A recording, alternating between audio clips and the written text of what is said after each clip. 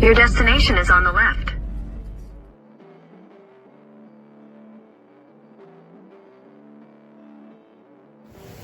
All right, it's been a while. Extremely busy around here. Hope you can hear me. Got a little mic on here. We are Camp Journey's End. People here have been absolutely amazing to us. Really, really great. And of course, like I said, it's right beside the shed. So this is a place RV park can come in Ocean Springs, Mississippi. And we're going to go inside. We're going to have a chat with a few people. So, hope you're ready. Right. What's up, buddy? What's up, everybody? Who's first? Right on. Welcome to the hot seat. We'll be right back with an interview. Here's Corin. Right. Howdy. How are you today? Doing good. Yeah. My name is Corin. Ming. Ming. What's your name? Alexandra. Alexandra. Lovely to meet you, Alexandra. How's your day today? Good. Excellent. Well, what we normally do is just find out a little bit more about you and what your life has been like. You know, how you grew up and some of the easier or difficult times. But where were you born? I was born overseas in Beijing. Oh, in Beijing. Wow. Far out. That's Yes, sir. amazing. I'm going to grab this mic and bring this closer because you have a very quiet voice. Yes, I'm sorry. I just need to set this mic up a little bit better because her voice is so quiet. I'm definitely concerned. You have to speak a little louder. Like, get I the can do this. Cooperate. authoritative in there, You huh? gotta cooperate now. That might help. Okay. Thanks, guys. So you're born in Beijing. Beijing. Yes, Far sir. out. How long did you live over there? I was there up until probably about 25 years ago when Okay. I come to the States. I lost my mother at a very young age due to, I guess, you could say I seen racism at its best, Uh-huh. but it's worse, but And because she married outside her race. And she used to have Oh, a and this- pet monkey shrimp. and this was over in China? you Yes, said? sir. I see. Yes, sir. Whenever I was young, because she married outside her race, she lost her life. A lot of it, I guess you could say, I put in very deep inside my mind and not think about because that was a horrible time. Yeah. The happier times I got over here. I lived in Albany, Georgia first, and then I come to Gulfport, Mississippi. And here, I met my husband now. We've been together 11 years. That's been the best part of my life. And then, of course, my daughter. Yeah. Yeah. Hi, sweetie. Yeah. And then in 2017, you know, life has a way of hitting you. I got hit again with breast cancer. In 2017, I fought it for a year and a half, and I'm cancer free.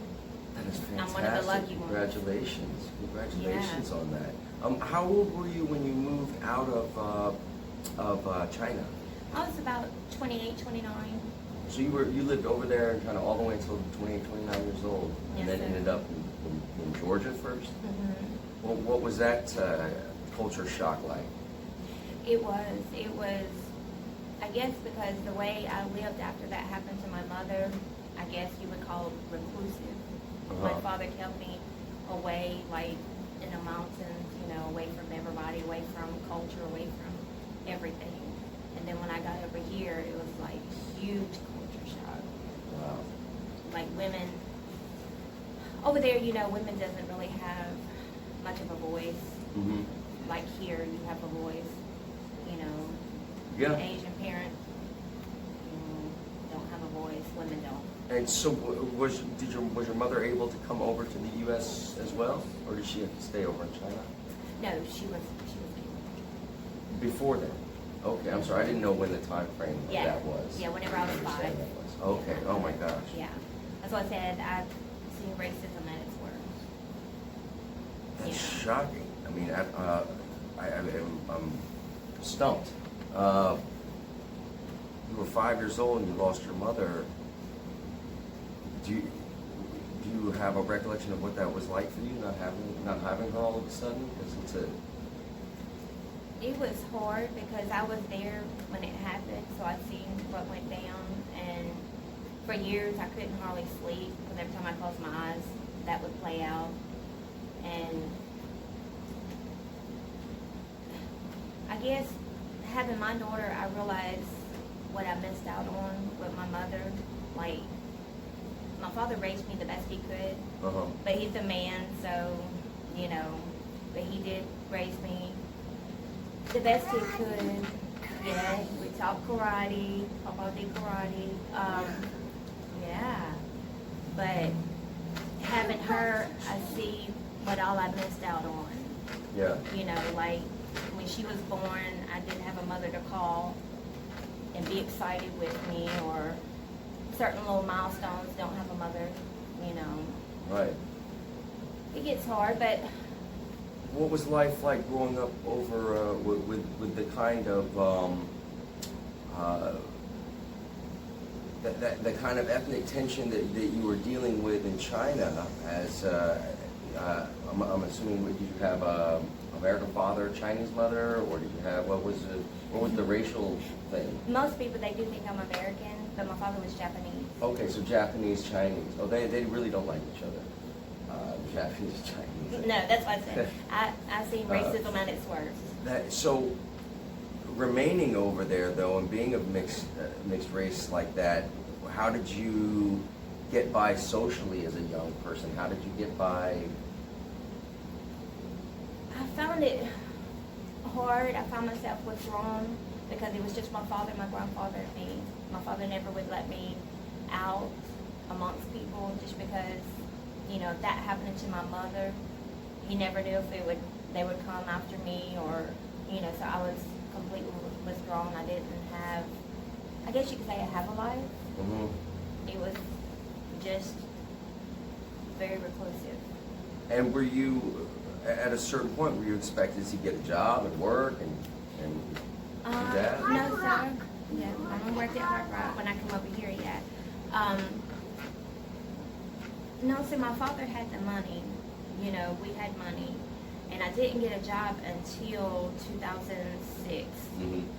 But when I got over here in America, my father left me with a gentleman that he trusted. Yeah. That wasn't a very good idea. Right. Ended up being an abusive relationship. But then I got out of it, met my husband now, that's my world, that's my rock. And coming from money, I was happy. You know, money doesn't make you happy. People think money does, it doesn't. Yeah. I was happy to get a job and work for money and leave the abusive relationship and all the money behind. Absolutely. I Yeah. can agree with that. Many people are less capable than that. You know, many people would rather.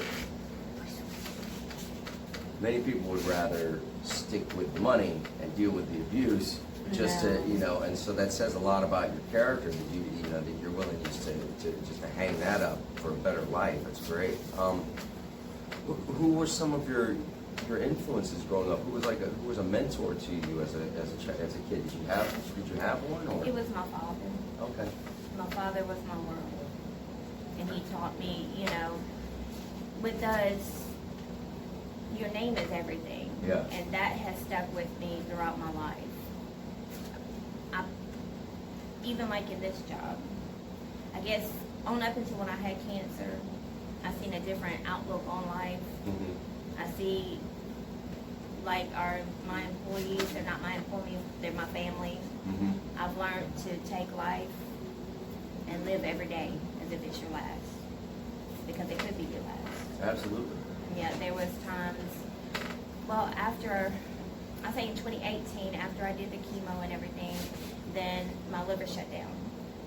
And I ended up... Wild and yellow and banana. Yeah, I look like a banana, you're right. I was a babe.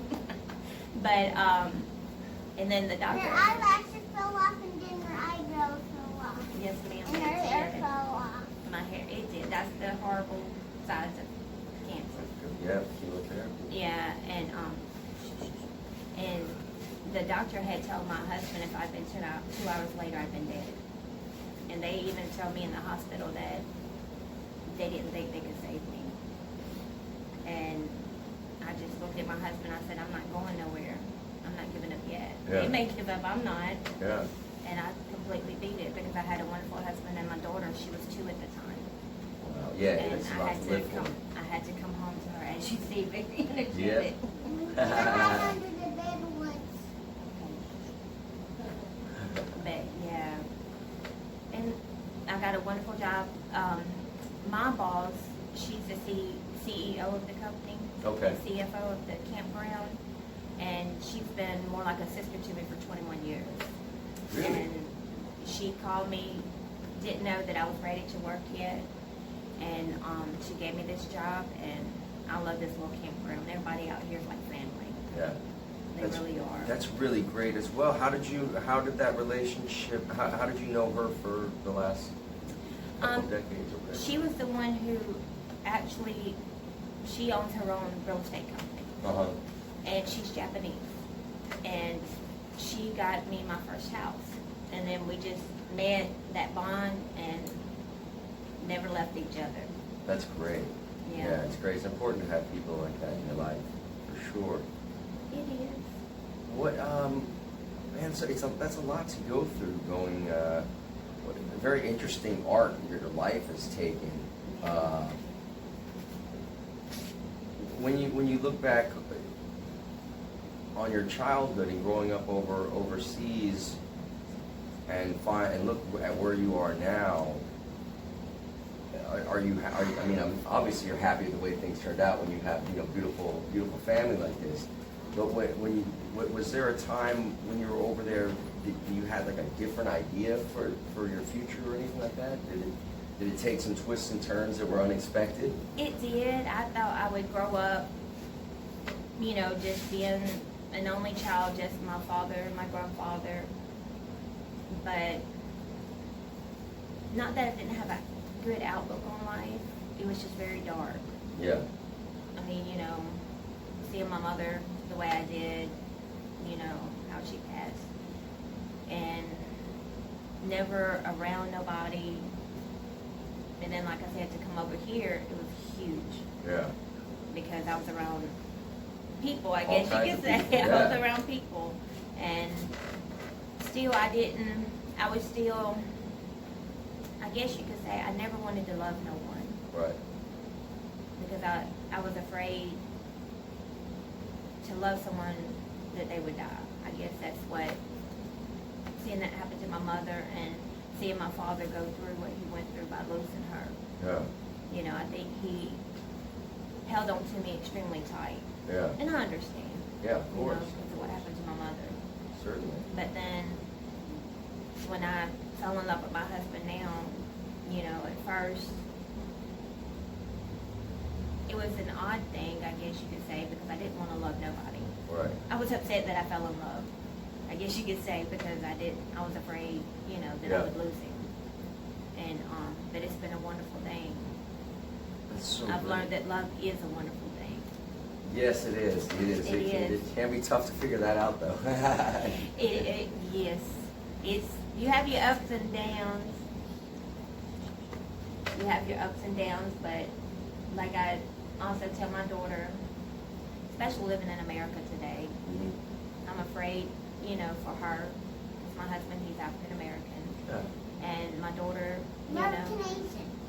yeah, you're a African American Asian, yes ma'am. But it's just, what kind of world is she gonna have to grow up in? Yeah. It's scary. Yeah, I'm not sure. I think, I look at a lot of it as a lot of media hype. That's why I'm doing this show, Love Yeah. America Tour, because what I'm finding is that what the media is saying is 99% false about the American people and what we're Yeah. like. And as we've been traveling around and meeting people for real, Mhm. it's becoming more and more and more apparent that we're being fed a false narrative that's causing more division than should actually be there. And it's pushing people into corners and, and bringing out people's teeth and claws. And and it's not even a real argument that I'm seeing in real life, in everyday life, dealing Right. with people and places Oh, and yeah. things. So, I have the same fears as you, but I think that we as the people are smarter than the media is giving us credit for. Oh, yeah. Yeah, and that's why I tell my daughter each and every day, be proud of who you are, be proud of where you come from.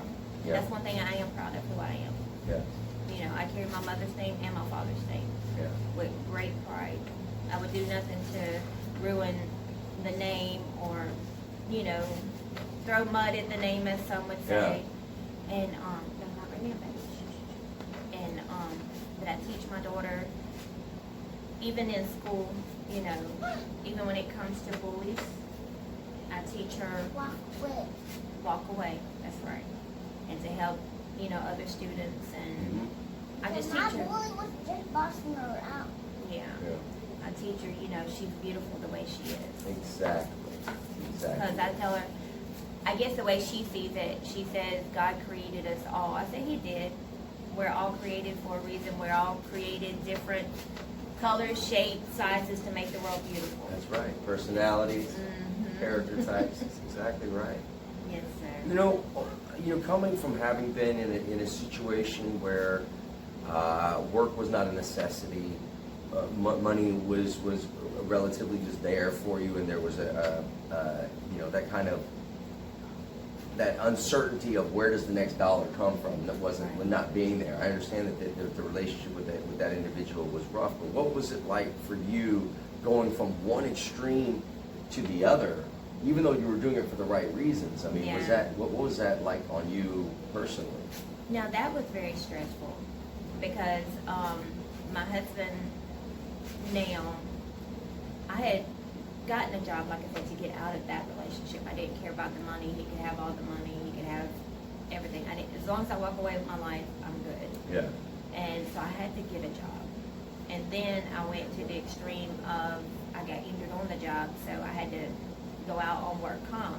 And then my husband lost his job. So I went from having money to having no money. Yeah. But I learned that, a lot of lessons my father taught me. If you get anything out of life, you got to work for it. You've got to apply yourself, and you have to work for it. It's not handed to you. And I guess that has helped me along the way through all my obstacles. Yeah. Even fighting cancer, people say it's a battle, and you don't understand it until you actually fight it. Right. It's a battle, every second battle. Absolutely. And like my doctor, he said, "Are you okay?" I guess because a lot of, especially women, they get on antidepressants and stuff. Not me. I told him, I said, no. I just know that I have to, as I said, put my big girl panties on and fight. Yeah, pants. And fight, and it's a fight. And that comes from my childhood and my father, what he instilled in me. You never give up. No matter what life throws at you, because life will throw some curveballs. You never give up. Never give up. You never give up. I think that's actually a really. I like to find a moment like that to end on, because I like people to have something to chew on, and like never giving up Never give up. is the essential message in all of this. It is. So remember that. Never give up. And keep following Love America Tour for more incredible true life stories like this one. Thank you. Really appreciate that. Thank you. Thanks, babe. Aw, you're so sweet. Thank you.